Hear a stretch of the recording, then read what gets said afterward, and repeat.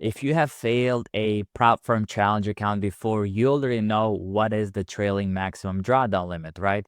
But for you guys that are completely new to the prop firm industry, or even you that have been trading for a while but don't know the difference between an end of the day maximum loss limit versus an intraday maximum loss limit because you're trying to explore different prop firms out there, this video is for you. So before we actually get into the examples, and there's going to be a lot of examples in this video just because personally I'm a visual learner, so I try to transmission the message in the same way. Let's go over the definitions and what is the differences in just, basic terms.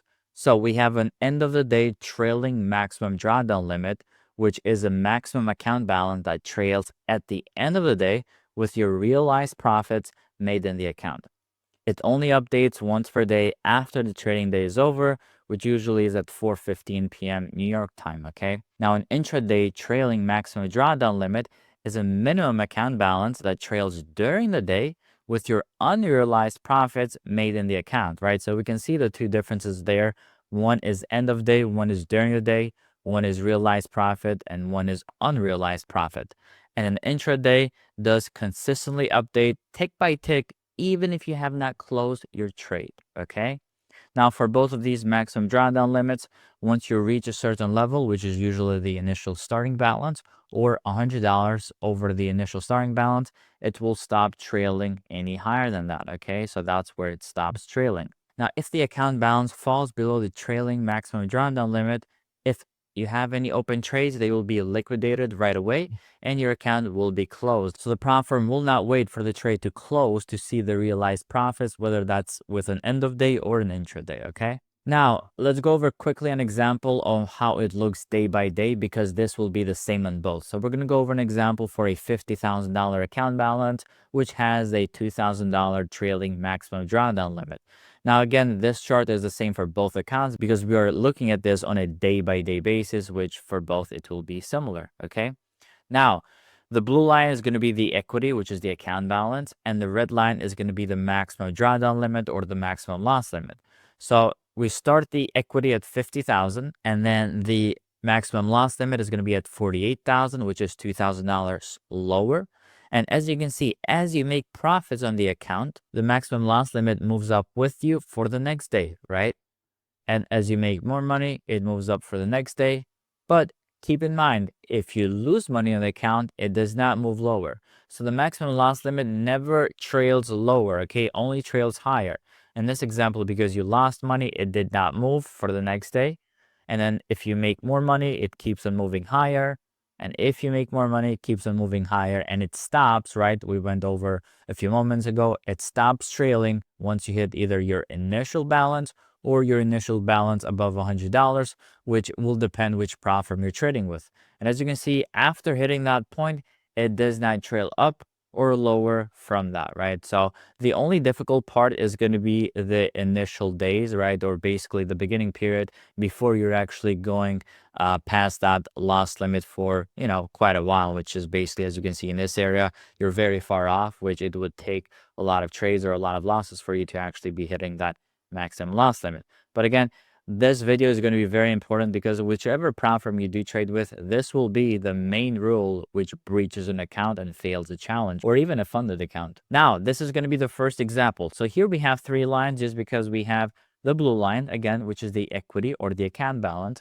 We have the red line, which is the intraday loss limit.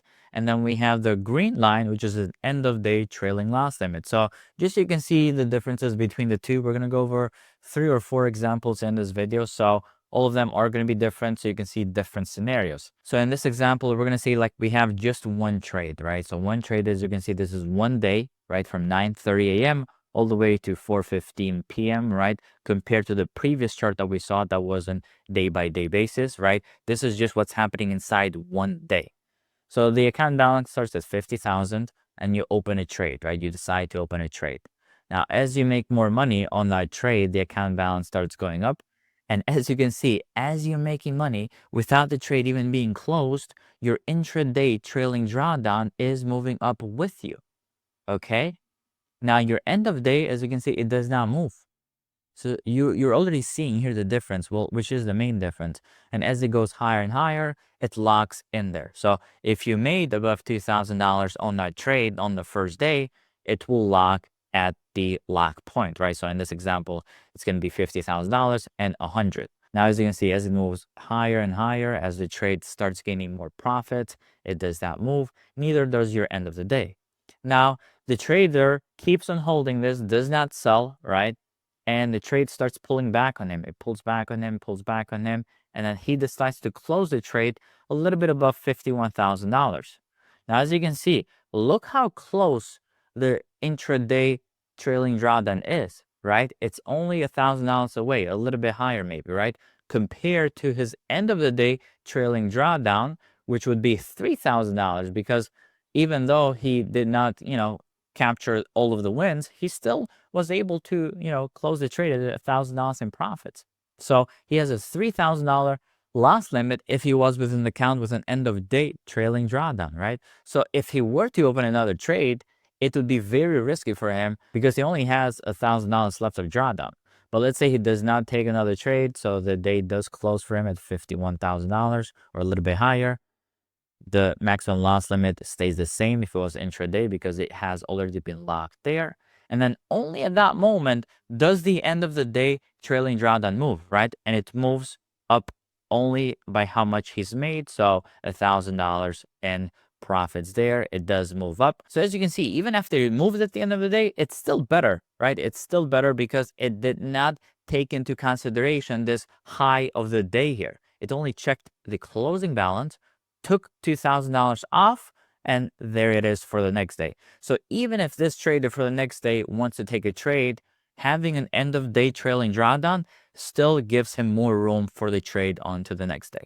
Now going to example 2 here. Same scenario, right? We have the 3 lines here, the equity, so the account balance. The red line is an intraday trailing drawdown, and the green line is an end of day trailing drawdown. The day opens up here at 9:30. The trader takes a position and starts making money. As he makes more money, the intraday starts moving up with him and locks at this lock balance. Again, this might not happen on the first day for everyone, right? If you're not being too aggressive, right? You're not going to see this lock on the first day unless you're making like $2,000 on your first day in your first trade, right?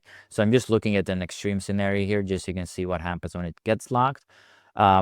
He makes money all the way up to around 55,000, but he does not decide to sell because the trader is looking for more, right?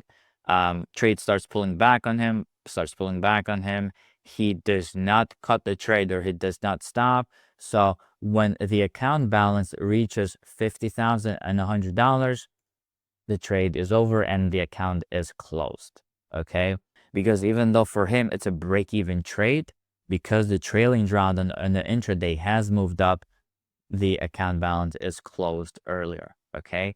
Now, for another trader that was on the end of the day trailing drawdown, the trade can continue to run, right? It has more room, right? Another $2,000 until it gets closed, right? So for the first type of trader, the trade is closed here and the account is closed here. For the second type of trader, or for the trader that uses an account with an end of day trailing drawdown, he can actually let the trade breathe more and give it another $2,000 of breathing room here until the account is closed if he decides to do that. And the third example here, let's say trader just has a trade that just continuously goes up and up and up and up and up and decides to close it at the end of the day, right? So he opens the trade at 9:30. At the end of the day, he closes it for profits. I mean, you usually don't see that, but let's say this is just one of those outrageous scenarios which it just keeps on going up, right? The market is just keeps on going up. The intraday trailing drawdown will continue going up, and then around 1:30 p.m. or 2 p.m. it locks there because the trader has made more than $2,000 in profits. But the end of the day trailing drawdown only moves after the day is over, and that trailing drawdown is the same for both type of drawdowns for the next day, which is $50,000 and $100. Now, I also wanted to show you exactly how it could look on a real life example on a candlestick chart here. Okay, so example A is if we have an end of the day trailing maximum drawdown limit. Okay, end of the day.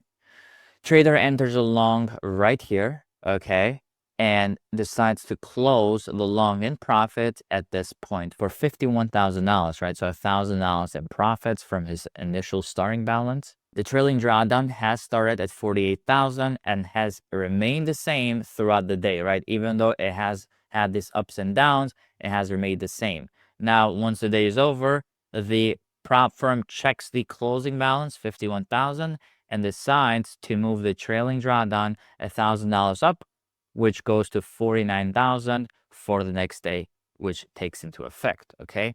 Now, example B, which is an intraday trailing maximum drawdown limit, okay? Same thing, trader enters along here. Maximum drawdown limit starts at 48,000 again, but as it moves up, the maximum drawdown is moving up with you. As the trade pulls back, the maximum drawdown is not moving, right? It does not move down. It only moves up or stays in the same place, right? And as it moves higher, maximum drawdown trails higher until it hits your lock, which is 50,100, and then continues to stay there for the rest of the day, right? Now, if the trader decides to close this for a balance of 51,000, it closes up there, and your maximum drawdown gets closed at $50,000 and $100. Okay, so the trader is left with about $900 in the balance there, even though he only made $1,000 in profits, right? And the drawdown should have just moved 1,000 in the previous scenario.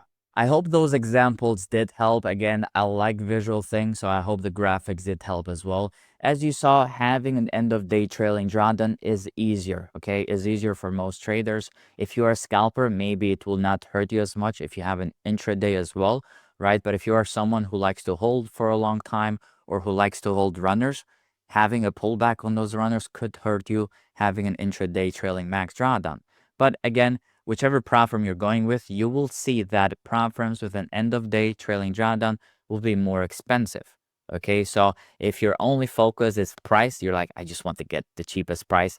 I really don't care if it's intraday or end of day, then it will be cheaper if you get an intraday trailing drawdown. Again, there's going to be a lot of options for you out there. Currently, right now, I am trading with Top on futures. And if you use the code TLKV, you should get the best discount possible. The link will be in the description below. And as always, feel free to share, like, and subscribe this video because it definitely helps the channel grow a lot.